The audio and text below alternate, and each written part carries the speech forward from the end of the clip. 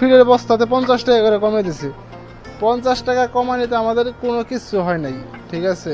এই 50 টাকাতে একটা বস্তা, খালি বস্তা বিক্রি করলে আমরা 30 টাকা পাই। তো সেইখানে 50 টাকা ফিরে কমে আমাদের কি উপকার হয়েছে। হ্যালো, আসসালামু আলাইকুম প্রিয় খামারি ভাই বোনেরা, আশা করি সবাই অনেক ভালো আছেন। তো এই যে দেখেন, আজকে আমার এইগুলো হচ্ছে আজকে 35 দিন বয়স। আজকে এখানে আমি 1350 পিস আনছিলাম।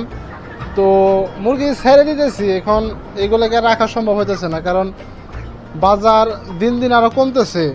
সেই 30 টাকার থেকে 15 টাকা 16 টাকা এরকম বাজার চলে আসছে ঢাকাতে, ঠিক আছে। যার কারণে বাধ্য হয়ে না আমার ছেড়ে দিতে হইতেছে এইগুলা, কারণ এইগুলোকে আর রাখা যেতেছে না। এখন তো প্রচণ্ড গরম, আপনারা জানেন যে এখন গরমের সিজন, মুরগির হিট স্ট্রোকের একটা সম্ভাবনা থাকে, এবং কি ইদানিং কারেন্টেও খুব ডিস্টার্ব করতেছে, যার কারণে উপায় নাই, বাধ্য হয়ে ছেড়ে দিতেছি।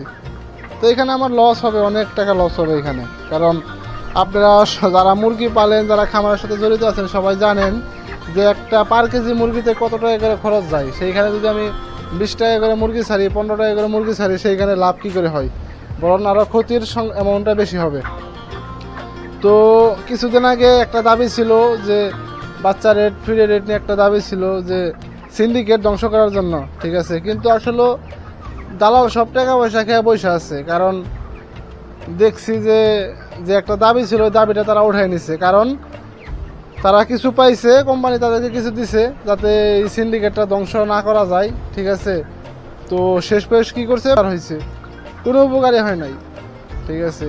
তো খামারি ভাই, আমরা সবাই এক হইতে হবো, ঠিক আছে। এখানে তারা আমাদের জন্য কিছু করবে না। ওই যেমন দেখেন, তারা টাকা পাইছে, টাকা পায় না, তারা চুপ করে আছে। এখন তাদের দাবি রোজগার সব উঠে নিছে, আমাদের কি আছে এখন? কিছুই নাই।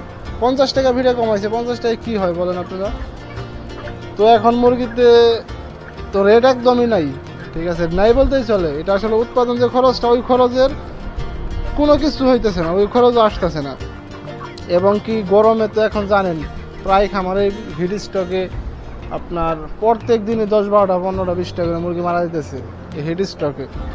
তো এইগুলা ভিত্তি করে দেখেন আমাদের লসের সম্মুখীন আমরা কীরকমভাবে হইতেছি, ঠিক আছে। তো আমাদের কিছুই করার নাই। এখন আমি যেগুলো বাধ্য হয়ে সেল দিতেছি, কারণ এইগুলো আজকে 35 দিন বয়স। আজকে ওই ফার্মে 39 দিন ছিল, ওইটাও সেল দিয়ে দিছি। তো এটা সেল দিয়ে আর কি হিসাব করব গিয়ে যে কেমনে কত টাকা লস হয়েছে ওইগুলা। তো বিস্তারিত আমি আপনাদেরকে পরে জানাবো, যে আসলে পরে ভিডিওতে জানাবো যে এই 2000 মুরগি সেল করে আমার ইদানিং কত টাকা লস হয়েছে আর কি, ঠিক আছে। লাভ তো হবেই না, লাভের তো প্রশ্নই আসে না। লাভের এখানে লস কত হয়েছে আমি পরবর্তীতে আপনাদেরকে হিসাবটা দেখাইবো। তো দেখেন মুরগি 2.5 কেজি প্লাস হয়ে গেছে এইগুলা, ঠিক আছে। এগুলো রাখা আর সম্ভব না।